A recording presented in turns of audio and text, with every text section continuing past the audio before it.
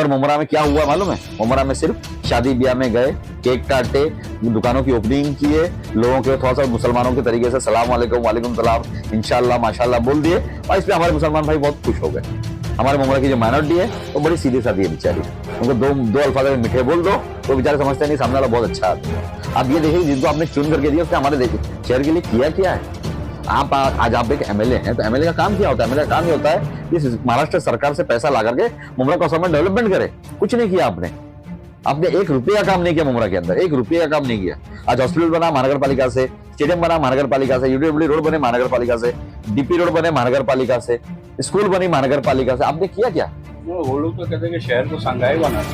अभी तो उन लोगों से पूछना पड़ेगा। मैं तो बोलता हूँ कि एक बार है ना 1-to-1 डिबेट में आकर बैठे हमारे साथ में, तब पता चलेगा कि क्या है, तब इनको समझ में आएगा कि मुमरा कौसा में जो डेवलपमेंट हुआ है उसके असल हकदार, उसकी क्रेडिट लेने का हकदार कौन है। पर हम क्रेडिट के लिए काम नहीं करते, हमारा अल्लाह देख रहा है और हमारे लोग देख रहे हैं कि हमने किसके लिए क्या काम किया और किस तरीके से काम किया।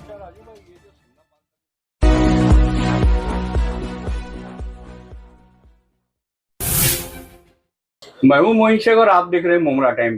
दोस्तों, मुमरा शहर के मुद्दों के ऊपर बात करने के लिए इस वक्त हमारे साथ कांग्रेस पार्टी के दिग्गज नेता राजू अंसारी साहब यहाँ पे मौजूद है, जो शहर के मुद्दों के ऊपर बड़ी पैनी निगाह रखते हैं और काफी अच्छा उनका राजनीतिक अनुभव भी है, अच्छी खासी राजनीति वो करते भी है और समझते भी है। तो आइए मुमरा के कुछ मुद्दों पे उनसे हम बात करेंगे, विस्तार से चर्चा करेंगे और उनका पक्ष जानने की कोशिश करेंगे। राजू भाई, सबसे पहला जो मुद्दा है, आप जानते हैं कि जिस तरीके से 9 जनवरी को टीएमसी के सरकारी अस्पताल के अंदर एक महिला की मतलब डिलीवरी के बाद जिस तरीके से उसकी मौत हो गई थी अस्पताल की लापरवाही के चलते, काफी हंगामा भी हुआ था उसकी मौत पे। तो आप लोगों ने मतलब बाद में सईद अली भाई साहब के नेतृत्व में नजीमुल्लाह साहब भी थे, आप भी उसमें उस टीम में शामिल थे। आप लोगों ने कमिश्नर से जाके इस मामले को लेकर मुलाकात की, उनसे बातचीत की। तो वहाँ जाके आप लोगों ने क्या बातचीत की और कमिश्नर साहब ने आप लोगों को क्या आश्वासन दिया? ये मेरा पहला सवाल। और दूसरा सवाल ये है कि ये जो इतनी बड़ी घटना हो गई जिसमें महिला की मौत हो गई, तो आप इसका जिम्मेदार किसे मानते हैं? अस्सलाम वालेकुम, नमस्ते, सत श्री अकाल। मोइन भाई, सबसे पहले तो आपका स्वागत है कि आप यहाँ पर हमारा तासुरात लेने के लिए आए हैं यहाँ पे। दूसरी बात, उस रोज की जो घटना है, ये घटना मेरे ख्याल से 9 जनवरी की बात है। और जब ये घटना घटी तो सबसे पहले मुझे जफर नुमानी साहब ने फ़ोन किया था कि राजू भाई ऐसा हादसा हो गया। तो मैंने ठीक है, आप जाके मिलिए उनके रिश्तेदारों से, और वो रिश्तेदारों के बराबर कांटेक्ट में थे और कोशिश कर रहे थे मतलब उनकी तफसीन वगैरह अच्छे से हो जाए, उसके बाद में कानूनी कार्रवाई की जाएगी। दूसरे रोज मतलब तीसरे रोज, इंतकाल के तीसरे रोज की बात है, सुबह सुबह मुझे MYF के नासिर मेम साहब जो हैं और उनका फोन आया। नासिर भाई हमारे मुमरा के बहुत अच्छे सोशल वर्कर तो नहीं कहूँगा उनको, क्योंकि वो NGO चलाते हैं और नॉन पॉलिटिकल आदमी हैं, किसी पॉलिटिक्स से जुड़े हुए नहीं हैं। उसमें बहुत सारे लोग थे, हमारे फाजिल अशरफी साहब थे उसके अंदर हमारे फिरोज भाई थे, उसके अंदर हमारे वसीम सैयद साहब थे, उसके अंदर यानी तमाम लोग थे उसके अंदर। और तमाम लोगों ने मुझे फोन किया, बोले राजू भाई हम लोग 2 बजे वहां पर पहुंच रहे हैं हॉस्पिटल में, आप भी आइए और आकर के हम लोग उसका कारण ढूंढते हैं क्या किस वजह से हुआ और ये दोबारा ये हादसा नहीं होना चाहिए। मैं ठीक है, मैं वहां पहुंचता हूँ। जब मैं वहां पर पहुंचा तो देखा मैंने वहां पे कि सैयद अली भाई साहब, जफर नुमानी साहब और उनके साथ में बहुत सारे लोग उधर ही पर धरने पर बैठे हुए थे और नारे लग रहे थे। भाई साहब ने मुझे बुलाया, बोले राजू क्या करना चाहिए, अभी ये नारे लगाने से हमारा काम तो होगा नहीं, तो मैं ये चाह रहा हूँ कि मतलब सबसे पहले हम लोग कमिश्नर के पास ही जाकर के वो कमिश्नर को अटैक करते हैं। तो मतलब ठीक है भाई साहब, मैं अभी कमिश्नर साहब को फोन लगाता हूँ और उनसे अपॉइंटमेंट लेता हूँ। तो मैंने कमिश्नर साहब को फोन किया और कमिश्नर साहब ने मुझे 4 बजे का वक्त दिया। बोले ठीक है, आप 4 बजे आ जाएं, सबको लेकर के हम बैठ करके बात करते हैं। बोले मेरे संज्ञान में है, मेरे इन्फॉर्मेशन के अंदर है कि वहां पर क्या हादसा हुआ, मगर मैं भी चाहता हूँ कि आपसे मैं बात कर सकूँ। तो बोला ठीक है। उसके बाद में हम लोग यहाँ से तमाम जो कुछ एक्स नगर सेवक थे, हमारे सैयद अली भाई साहब थे, हमारे कुछ NGOs के भी लोग थे, उसमें हमारे एक अराफात कासवानी साहब है जिसकी अगुवाई कर रहे हैं, वो थे। हम सब ने मिलकर के जब वहां जाकर के बात की और बात करने के बाद में हमने कमिश्नर से बहुत सारे हमने पेशकश रखी। और जब आपको बता दूं, जब हम वहां पर बात करने जा रहे थे तो रास्ते में किसी ने मुझे एक फेसबुक लाइव दिखाया हमारे यहाँ के लोकल आमदार साहब का। मैं आपको बता दूं, खास करके मुमरा वालों को मैं एक बात बता दूं कि ये जो हादसा हुआ है ये मुमरा मैटरनिटी होम की वजह से हुआ है, ना कि हॉस्पिटल की वजह से हुआ है। और हमारा जो प्रसूति गृह है मुमरा मैटरनिटी होम जो है वो चलाया जा रहा है महानगर पालिका की जानिब से, उसके अंदर किसी को प्राइवेट नहीं दिया गया है, किसी को पीपीपी तत्व पे नहीं दिया गया है, महानगर पालिका खुद चला रही है। उसके अंदर भले अलबत्ता महानगर पालिका ने आउटसोर्सिंग करके कुछ चंद लोगों को वहां पर काम पर रखा है, चाहे वो एएनएम्स हो, जीएनएम्स हो, पीजीडीएमएलटीज हो, डीएमएलटीज हो, और कुछ आयुन के डॉक्टर्स हैं वहां पे, कुछ एमबीबीएस डॉक्टर्स हैं वहां पे, कुछ वहां पर सफाई कामगार है, कुछ वहां पे वार्ड बॉयज है, वार्ड गर्ल्स है। इन सब लोगों की भर्ती ना होने की वजह से, क्योंकि भर्ती का जो काम है वो इतनी आसानी से नहीं होता है, तो हमारी मैटरनिटी होम को तकलीफ ना हो इसके लिए तकरीबन 60 से 70 लोगों का स्टाफ प्राइवेट तरीके से हमने वहां पर महानगर पालिका के पैसे खर्च के ऊपर आउटसोर्सिंग करके हमने कॉन्ट्रैक्ट बेसिस पर वहां पर रखा हुआ है। और ये पूरी पूरी जिम्मेदारी जो है वो महानगर पालिका की थी कि वहां प्रसूति गृह के अंदर सही तरीके से इलाज हो। मगर आपको आपकी जानकारी लेके बता दूं कि हमारा जो प्रसूति गृह है, हमारा जो मैटरनिटी होम है, इस मैटरनिटी होम के अंदर सिर्फ और सिर्फ नॉर्मल डिलीवरीज हो रही थी, अभी भी वही हो रहा है। हमारे पास सी सेक्शन, अगर किसी को सिजेरियन करना हो, किसी के कॉम्प्लिकेशंस बढ़ जाते हैं या कुछ ओरेटस का प्रॉब्लम हो जाता है, तो उनको फिर रिफर किया जाता है कलवा शिवाजी हॉस्पिटल में। और होता यह है कि जब लास्ट मोमेंट हम शिवाजी हॉस्पिटल में भेजते हैं, तो क्योंकि हमारी वहां की जो संख्या जो है वो सिर्फ 50 लेबर रूम की है, लेबर रूम में जो संख्या है वो 50 की है, और हमारा जो एनआईसीयू जो है, जो इंक्यूबेटर्स जो होते हैं वो 28 का है। तो पहले से ही वो फुल होता है जब हम यहाँ से वहां भेजते हैं, वहां जगह मिलती नहीं है। उसके बाद में फिर बेचारे इधर उधर प्राइवेट जगह में, क्योंकि जान बचाना भी जरूरी होता है उन लोगों को, और घबराए भी होते हैं। और गरीब आदमी क्या करे, जो वहां पर नाम लिखाता है प्रसूति गृह में, वो गरीब आदमी लिखाता है, अमीर आदमी कभी किसी गवर्नमेंट हॉस्पिटल में नाम नहीं लिखाता है, वो तो प्राइवेट हॉस्पिटल जाके अपना काम कर लेता है। तो वो गरीब होते हैं बेचारे, फिर जब उनको प्राइवेट में भागना पड़ता है तो वो अपने कंगन और चूड़ी बेच करके, अपने कान की बाली बेच करके, अपने घर के अंदर कोई सामान बेच करके वो अपने बच्चों का इलाज कराते हैं। ये हमारे लिए बहुत शर्म की बात है, खास करके हम नगर सेवकों के लिए शर्म की बात है, क्योंकि इतना बेहतरीन हॉस्पिटल महानगर पालिका ने बना कर दिया, जिसके अंदर तकरीबन 140 करोड़ रुपया सिविल वर्क्स के अंदर अब तक जा चुका है, और तकरीबन 15 करोड़ के आसपास हमारा उसकी मशीनरीज को लाने में या उसके दूसरे काम करने के अंदर उसकी फर्निशिंग करने में डाला गया है। बल्कि और ज्यादा गया होगा, मैं तो कम ही बता रहा हूँ, और से ज्यादा पैसा चला गया। उसके बावजूद ये हॉस्पिटल आज 2014 में इसका भूमि पूजन किया था, 28 अगस्त 2014 में इसका प्रेस कॉन्फ्रेंस भी मैंने ही ली थी, और उस वक्त भी मैंने ही मुंबई के लोगों को संबोधित किया था। और साथ में उसकी दूसरे दिन 29 अगस्त को ओपनिंग की गई थी। ओपनिंग में हमारे यहाँ के जो स्थानिक नगर सेवक है, स्थानिक आमदार है, हम सबने मिलकर के ओपनिंग की थी। उस टाइम पे हमें वादा किया गया था कि 3 साल में काम हो जाएगा। मगर आपको मालूम है कि मुमरा किस तरीके से करप्शन में डूबा हुआ है, किस तरीके से यहाँ पे जो करप्ट लोग जो है, हमारे जो रहनुमा है, वो किस तरीके से करप्शन कर रहे हैं। इसकी वजह से 2014 को बनाया हुआ चालू किया हुआ हॉस्पिटल 2024 में भी आज 10 साल हो गए, 10 साल में बन करके तैयार होकर के चालू नहीं, फुल फंक्शनल चालू नहीं हो सका है। हमने यही बात जाकर के कमिश्नर के सामने रखी। अच्छा, उसके बाद एक बात और है कि जब उन्होंने लाइव किया तो उन्होंने कहा कि नहीं, वो कुछ लोग कोर्ट में गए थे, इसकी वजह से वो देरी हो रही है। तो ये आपकी जानकारी लेके बता दूं कि प्रसूति गृह के खिलाफ कोई कोर्ट में नहीं गया, और जो कोर्ट में गए हैं वो वर्क ऑर्डर के खिलाफ नहीं गए या काम रोकने के खिलाफ नहीं गए। वो सिर्फ कोर्ट में इसके लिए गए हैं कि वो चाह रहे हैं कि जब गवर्नमेंट का हॉस्पिटल, वहां पे हर चीज मुहैया जो हो रही है वो फ्री ऑफ कॉस्ट होनी चाहिए। आप खाली एमजेपी और पीएमजे के जो स्कीम्स हैं उसी के अंदर इलाज करेंगे, तो बहुत सारी स्कीम्स के अंदर नहीं है, बहुत सारी चीजें उसके अंदर नहीं है। फिर वो गरीब आदमी कहाँ जाएगा, वो जो बीमार पेशेंट है वो कहाँ जाएगा। इसके लिए वो जो हाईकोर्ट में जो पिटीशन दाखिल किया गया है, उसमें सिर्फ ये कहा गया है कि हर इंसान का वहां पे इलाज फ्री ऑफ कॉस्ट होना चाहिए। इसी के ऊपर हमारी कमिश्नर साहब के साथ बैठ करके बात हो रही थी। हमारे जो प्लेटिनम हॉस्पिटल के जो मिस्टर पॉल है, जो इसको प्लेटिनम हॉस्पिटल को चला रहे हैं, या हमारे कलवा छत्रपति शिवाजी हॉस्पिटल के अंदर जो Dharmveer Anand Dighe heart care institute है, उसको भी मिस्टर पॉल ही चला रहे हैं। और आप देख सकते हैं कितने अच्छे तरीके से वो वहां पर चल रहा है। वहां पर बहुत सारे हमारे जो बाईपास सर्जरीज होती है, एंजियोप्लास्टी होती है, न्यूरो एंड यूरो सर्जरीज होती है, वहां पर फ्री ऑफ कॉस्ट हो रही है। तो उसी के तर्ज के ऊपर यहाँ पर हॉस्पिटल को चलाने की कोशिश करने जा रहे हैं। मगर जो पीआईएल दाखिल किया गया है, पीआईएल के अंदर यही कहा गया है कि इसके व्यतिरिक्त जो पीएमजे मतलब प्रधानमंत्री जन आरोग्य योजना या महात्मा ज्योतिबा फुले जन आरोग्य योजना, 2 अलग अलग स्कीम, एक सेंट्रल की स्कीम है और एक हमारी स्टेट गवर्नमेंट की स्कीम है। इन 2 स्कीमों के अंदर 1200 शस्त्रक्रिया है, 1200 ऑपरेशन है। उसके बाद जो छूट जाता उसका क्या?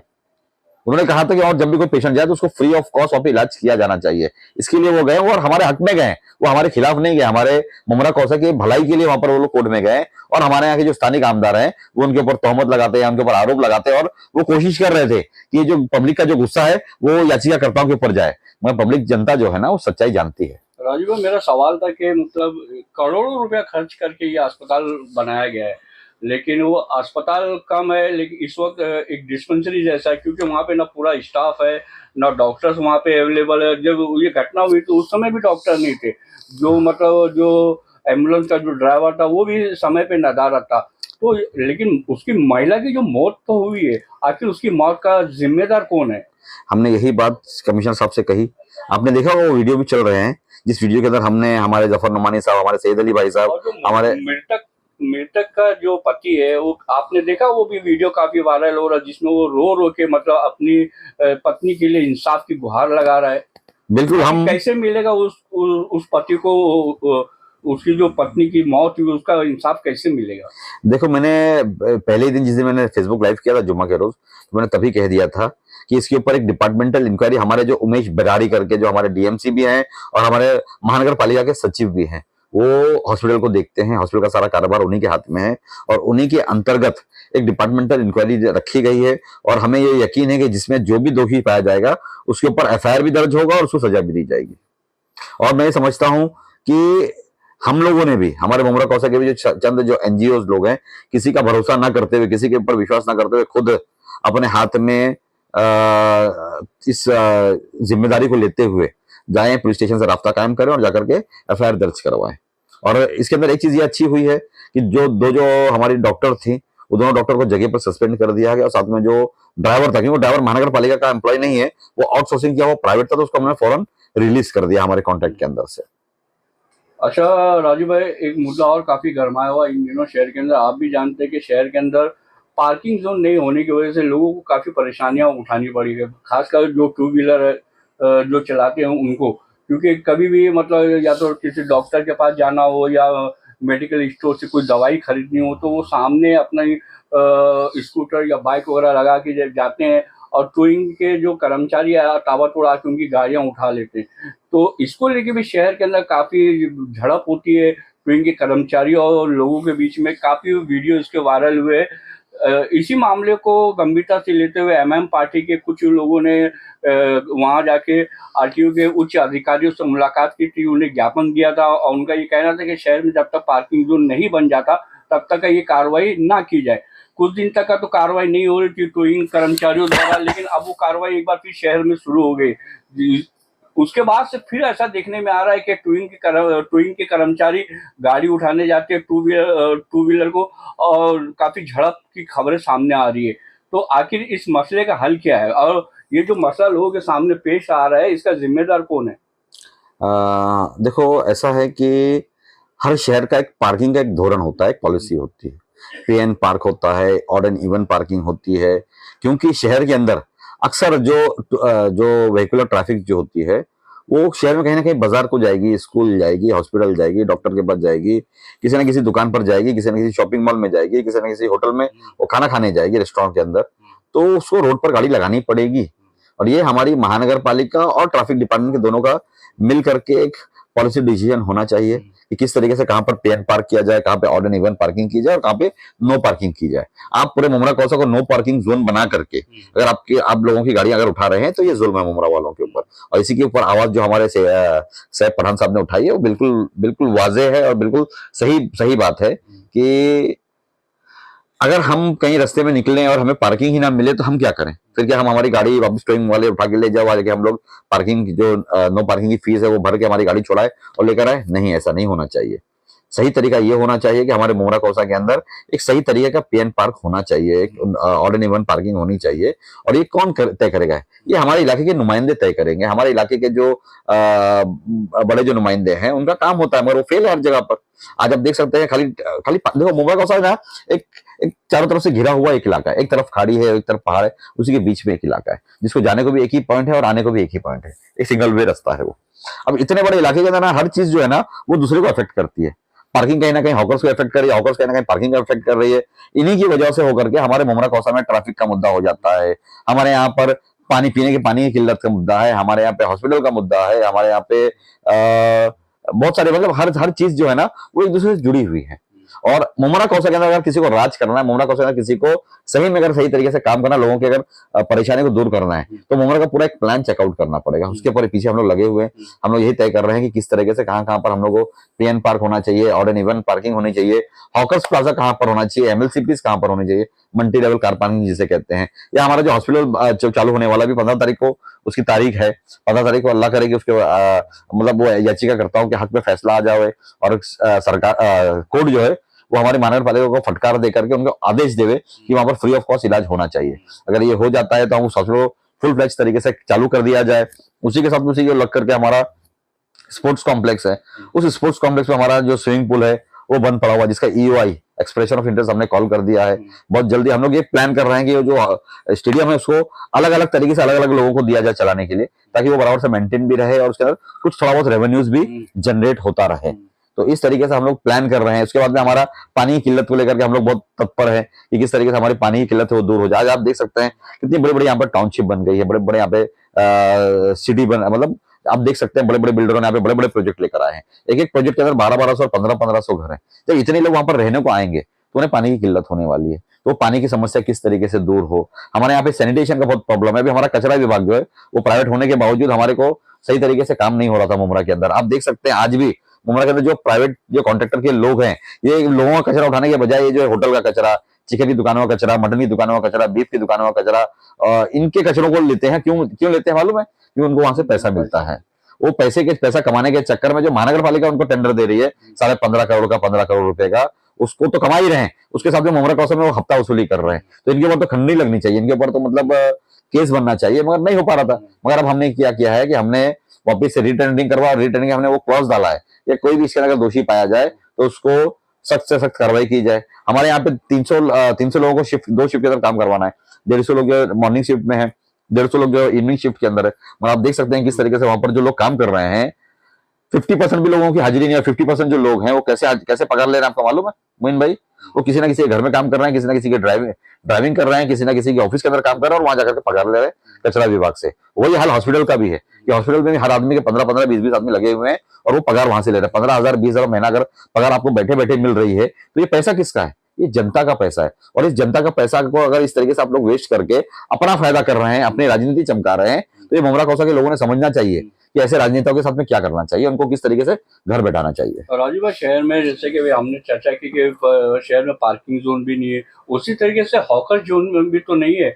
और देखने में आता है कि जो हॉकर्स है वो आधे रोड के ऊपर आके कब्जा करके धंधा लगाते, जिसकी वजह से ट्रैफिक काफी जाम होता है और हजारों लोग वो जो ट्रैफिक में जो फंसते हैं, खास करके रात के समय में। ऐसा भी शहर के अंदर वैसे भी बहुत सारे हॉल हो गए हैं। तुम्हारा नूरबाग हॉल है जो शिमला पार्क के अंदर, आप आगे जाएंगे तो खड्डी रोड के ऊपर, वहां पे तो दर्जनों हॉल है। तो हॉल होने की वजह से जब शादियां होती, खासकर शनिचर इतवार को, काफी ट्रैफिक जाम होता है, लोग घंटों ट्रैफिक में फंस जाते हैं। तो आखिर ट्रैफिक की समस्या का हल क्या है? कैसे लोगों को इस ट्रैफिक की समस्या से निजात मिलेगी? इसका कोई सॉल्यूशन है आपके पास? आपको नहीं लगता कि एक फ्लाईओवर ब्रिज बनना चाहिए, जो शहर वासियों की मांग है, पिछले काफी दिनों से मांग करे कि अमृतनगर से शिमला पार्क तक का मतलब एक फ्लाईओवर ब्रिज अगर बन जाता तो जो ट्रैफिक की जो समस्या है ये हल हो जाती। आपको क्या लगता है? आपने शायद सुना होगा, आज से कुछ 5-6 साल रोज पहले की बात है कि मुमरा हमारे गुलाब पार्क मार्केट के ऊपर एक हैंगिंग मार्केट बनने वाला था। हमारे यहाँ के जो लोकल आमदार उन्होंने ऐलान किया था कि मैं यहाँ पे एक फ्लोटिंग मार्केट बनाने वाला हूँ। तो इस तरीके से मुमरा कौशल में लोगों को सपने दिखाए गए कि हम लोग इस तरीके से हैंगिंग मार्केट बना रहे हैं, फ्लोटिंग मार्केट बना रहे हैं, हॉकर्स प्लाजा बना रहे हैं, और किया कुछ नहीं गया। आज ये हाल है मुमरा कौशल का कि मुमरा कौशल में हर चीज जो है ना वो एज के ऊपर है, मतलब खत्म होने के कगार के ऊपर है। हमारा जो कंप्लीट जो इंफ्रास्ट्रक्चर बिल्डअप है वो कोलैप्स हो चुका है। हमारा जो मतलब शहर का जो विकास है वो कोलैप्स हो चुका है, मगर फिर भी लोग उनको विकास पुरुष मानते हैं और लोग उन्हें बोलते हैं कि बहुत विकास किया है मुमरा के अंदर। आपको मैं एक बात बता दूं कि अगर ये सही तरीके से अपने 14 साल के वक्फे के अंदर अगर प्लान करके मुमरा को एक डीपीएल के माध्यम जो ड्यू प्रोसेस ऑफ लॉ है उसको देखते हुए जो हमारे शहर के नॉर्म्स होते हैं, जो सुप्रीम कोर्ट के गाइडलाइंस है, जो हमारी स्मार्ट सिटी के गाइडलाइंस है, जो हमारी सेंट्रल गवर्नमेंट की गाइडलाइंस है, जो हमारी स्टेट गवर्नमेंट की गाइडलाइंस है, जो हमारी एमएमआरडीए की गाइडलाइंस है, जो हमारी एमआईडीसी की गाइडलाइंस है, जो हमारी एसआरए की गाइडलाइंस है, जो हमारी एसआरडी की गाइडलाइंस है, बहुत सारी अलग अलग गवर्नमेंट की एजेंसियां हैं। इनके मातहत बैठ करके मुमरा के लिए प्लान करना चाहिए था। प्लान करते तो आज मुमरा के अंदर इलीगल कंस्ट्रक्शन बंद होता, लोगों को सस्ते भाव के अंदर घर मिलता। जो लोग घर खरीद रहे हैं वो क्यों खरीद रहे हैं इलीगल के अंदर? आज जो एक लीगल बिल्डिंग के अंदर 40 लाख और 50 लाख का घर नहीं खरीद सकते, तब कहीं आके बेचारे 7 लाख 8 लाख 10 लाख का वो फ्लैट खरीदते हैं। मैं इलीगल के खिलाफ हूँ, मैं उनके फेवर में नहीं हूँ, मगर ये वजह क्यों हुई?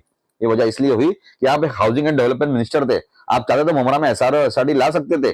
जो बेचारे लोग झुपड़े झुग्गी और चालियों में और इलीगल टेनेंट्स जो थे उनको आप लीगल में तब्दील कर सकते थे गवर्नमेंट के पैसे से, आपने कुछ नहीं किया। उसके बाद में आपने एमएमआरडी के जरिए से, जैसे अभी आप देखा होगा हमारे यहाँ पर एक ब्रिज बनाया गया है बाईपास को लग करके, इसके लिए भी आपने आपने हमेशा कहा कि नहीं, ये इसकी मांगनी मैंने की और मैंने करवा के लाया। मुझे बराबर याद है कि इसके अंदर यूडी की जो मिनिस्ट्री थी वो हमारे एकनाथ शिंदे साहब के पास थी, उन्होंने यूडी के जरिए से वो पैसा दिया और वो फ्लाईओवर बना। आज एमएमआरडी के माध्यम से हमारा जो कटई एरोली लिंक रोड है उसका जो टनल वे जो है वो हमारे एकनाथ जी शिंदे साहब की वजह से हुआ, जो आज सीएम है। हमारा शीलफाटा का जो फ्लाईओवर है वो एकनाथ जी शिंदे साहब के 15 फरवरी को ये दोनों ओपनिंग हो जाएगी। उसके बाद में हमारे कल्याण फाटा के ऊपर जो हमारा कल्याण से जो रोड आता है और मापा हो जाता है, वहां पर अभी नया फ्लाईओवर का टेंडर कॉल कर दिया गया। तो क्या ये मुमरा में नहीं हो सकता था? क्या ये हमारे कौसा का जो बॉर्डर लाइन गाउटन एरिया कौसा, वहां पर फ्लाईओवर नहीं हो सकता था? क्या हमारे पास एक कोस्टल रोड नहीं हो सकता था? क्या हमारे पास रेलवे को लग करके एक पैरेलल रोड नहीं हो सकता था? बहुत सारी चीजें हो सकती थी। पर मुमरा में क्या हुआ मालूम है? मुमरा में सिर्फ शादी ब्याह में गए, केक काटे, दुकानों की ओपनिंग किए, लोगों के थोड़ा सा मुसलमानों के तरीके से सलाम वालेकुम वालेकुम सलाम इंशाल्लाह माशाल्लाह बोल दिए, और इस पे हमारे मुसलमान भाई बहुत खुश हो गए। हमारे मुमरा की जो माइनॉरिटी है वो बड़ी सीधी सादी है बेचारी, उनको दो अल्फाज में मीठे बोल दो तो बेचारे समझते नहीं सामने वाला बहुत अच्छा आदमी है। अब ये देखिए जिनको आपने चुन करके दिया उसने हमारे शहर के लिए किया क्या है? आज आप एक एमएलए हैं तो एमएलए का काम क्या होता है? एमएलए का काम ये होता है कि महाराष्ट्र सरकार से पैसा ला करके मुमरा कौसा में डेवलपमेंट करे। कुछ नहीं किया आपने, आपने 1 रुपये का काम नहीं किया मुमरा के अंदर, 1 रुपये का काम नहीं किया। आज हॉस्पिटल बना महानगर पालिका से, स्टेडियम बना महानगर पालिका से, यूडीडब्ल्यू रोड बने महानगर पालिका से, डीपी रोड बने महानगर पालिका से, स्कूल बनी महानगर पालिका से, आपने किया क्या? वो लोग तो कहते हैं कि शहर को संगाई बना दिया।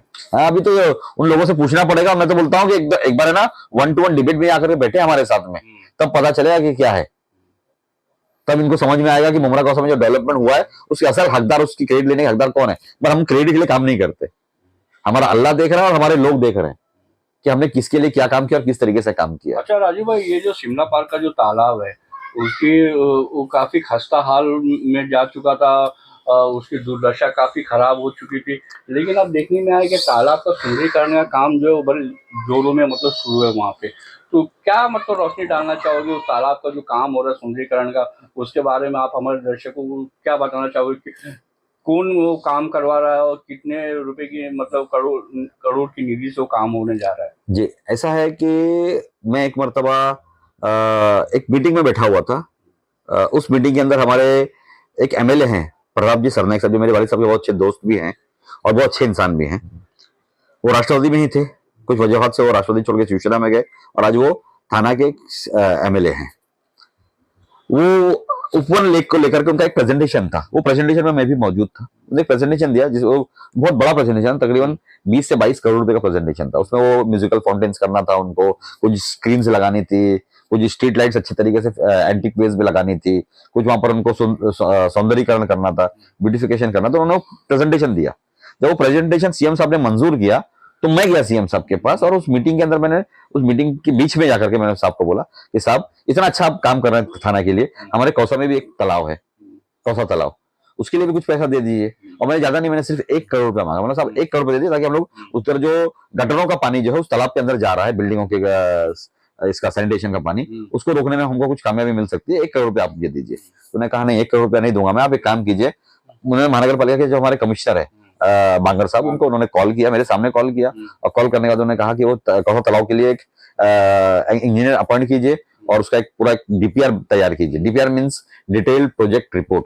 डीपीआर तैयार करने के बाद में उसका हम टेंडर कॉल करते हैं। जब डीपीआर बनाने की बात आई तो हमारे जो थाने महानगर पालिका के जो इंजीनियर है मोहन कल्लाल साहब, उन्होंने वो डीपीआर तैयार किया। डीपीआर तैयार करते वक्त उन्होंने मुझसे कुछ सजेशंस मांगे, मैंने उनको कुछ थोड़े बहुत सजेशंस, कुछ सारे मेरे सुझाव दिए उनको, और वो बनाने के बाद में पूरी जो फाइल बनी वो 4 करोड़ 61 लाख और 40 हजार रुपए की फाइल बनी, तकरीबन 4 करोड़ 62 लाख की फाइल बनी। फाइल बनने के बाद में मुझे डर लग रहा था कि कहीं ना कहीं सीएम साहब इसको रिजेक्ट कर देंगे या इसको बोलेंगे नहीं इतना पैसा मैं नहीं दे सकता हूँ। और जब हमने फाइल लेकर के सीएम साहब के पास पहुंचे और हमने सीएम साहब को ये अवगत कराया कि साहब वो 4 करोड़ 62 लाख रुपए, उन्होंने फौरन इसको रिलीज किया। और ये हमारे स्मार्ट सिटी प्रोजेक्ट के अंदर उसको एक्सेप्ट किया गया है। और एक्सेप्ट करने के बाद में वो उसका टेंडर कॉल किया गया। टेंडर जो है केई इंफ्रास्ट्रक्चर करके हमारी कंपनी थाना की, उनको लगा है और वो काम चालू किए हैं। काम चालू करते वक्त में कुछ लोगों ने वहां पर है ना एक बैनर लगा दिया था। आपने देखा कि छोटे छोटे 2x4 के और 2x3 के बैनर लगाए थे कि भाई ये हम कर रहे हैं करके। तो उसको देखते हुए मुझे ऐसा लगा कि जिसने देखो कैसा होता है कि एक कहावत है हमारे में, मेहनत करे मुर्गा और अंडा खाए फकीर, नानी के माल पे दादी का फातिया। तो लोगों को ये समझ में आना चाहिए कि हमारे मुमरा कौसा के अंदर डेवलपमेंट अगर हो रहा है तो किसकी वजह से हो रहा है, कौन कर रहा है। इसके लिए हमने वहां पर 2 बैनर लगाया। उसमें से एक बैनर को जिसने लगाया दूसरे ने फाड़ दिया गया, किसी ने जाकर के ब्लेड मार दिया। मैं वापिस वो बैनर लगाऊंगा और लोगों को ये बात, देखो बैनर मैं इसलिए लगाया हूं कि दूध का दूध और पानी का पानी होना जरूरी है। लोगों को सच्चाई मालूम होना चाहिए ये काम क्यों हो रहा है, किसकी वजह से हो रहा है और कौन करवा रहा है। काला वो गार्डन का सुंदरीकरण हो जाने के बाद जब पूरी तरीके से तैयार हो जाएगा और जब उद्घाटन की बारी आएगी तो उसका उद्घाटन कौन करेगा? इंशाल्लाह हम खासदार साहब से करवाएंगे इसका उद्घाटन। हमारे खासदार जो यहाँ के लोकल एमपी हैं वो हमारे सीएम साहब के सुपुत्र भी हैं, डॉक्टर श्रीकांत जी शिंदे साहब। मैंने उनसे कहा है कि जब भी इसकी ओपनिंग हो जाती है और आचार संहिता नहीं लगती है उससे पहले अगर हमारा काम हो जाता है तो आप जरूर आइएगा और आकर के ओपनिंग कीजिएगा। तो वो इसके लिए ओपनिंग करने आने वाले हैं। और आपको मैं एक बात बता दूं, मुझे उम्मीद है कि 2 महीने के अंदर वो गार्डन बन के तैयार हो जाएगा, वो तालाब बन के तैयार हो जाएगा। तो आप वहां आइए और आकर के उस तालाब को देखिए और मुझे ये बताइएगा कि ये तालाब का जो काम हो रहा है या काम जिस तरीके से किया गया है वो हमारे मुमरा कौसा वालों के लिए अच्छा है या बुरा है। और इसके बाद आप सोचिए कि अगर हमारे मुमरा कौसा में अगर हमको सही तरीके से अगर काम करना है तो हमें किसके पास गुहार लगानी चाहिए। मैं ये नहीं कहता हूं कि आप किसी को वोट दीजिए, वो आपके मन की बात है। आपको जो अच्छा लगे आप उसको वोट दीजिए। आप जिस पार्टी को चाहे उस पार्टी को जिता के लाए, जिस पार्टी को आप वोट दें। मैं वोट देने के लिए कभी आपको अपील नहीं करूंगा कि आप फलाने को वोट दीजिए, धमाके को वोट दीजिए। मगर आप एक बात ये समझ लीजिए कि मुमरा कौसा में अगर जैसे कि आप देख लीजिए कि मुमरा के अंदर हमने कुछ पैसा मांगा था, स्कूल को अंदर कुछ तकलीफें थी तो बहुत तो नहीं मिला हमको पैसा, 1.25 करोड़ के आसपास हमको मुमरा की उर्दू स्कूलों के लिए मिला। हम वो काम चालू करवा दिए। हमारे बहुत सारे नाले और गटर के काम बाकी थे, छोटे मोटे काम थे, हमने उनको करवाया। फिर हम आपने देखा होगा कि हमने नंगे बाबा जो हमारा जैन मंदिर ट्रस्ट है या हमारा किस्मत कॉलोनी रोड है या हमारा शिमला पार्क का रोड है या हमारा मास होटल का रोड है, ऐसे बहुत सारे मुमरा कौसा अंदर रोड का, चाहे वो तनवर नगर के सामने अपोजिट में जो तनवर इलाका है, वो डामर गली का जो इलाका है वो रोड है। तो ये सब रोड को बनाने का काम था। हम गए सीएम साहब के पास, सीएम साहब ने फौरन बजट दिया और वो काम चालू है। माशाल्लाह अच्छे तरीके से काम हो रहा है।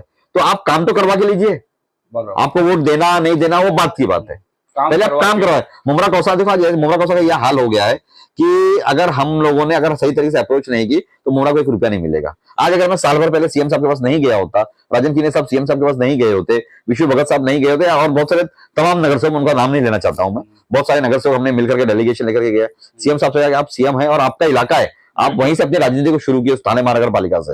और कौसा मुमरा जो है वो उसी थाने महानगर पालिका का एक हिस्सा है।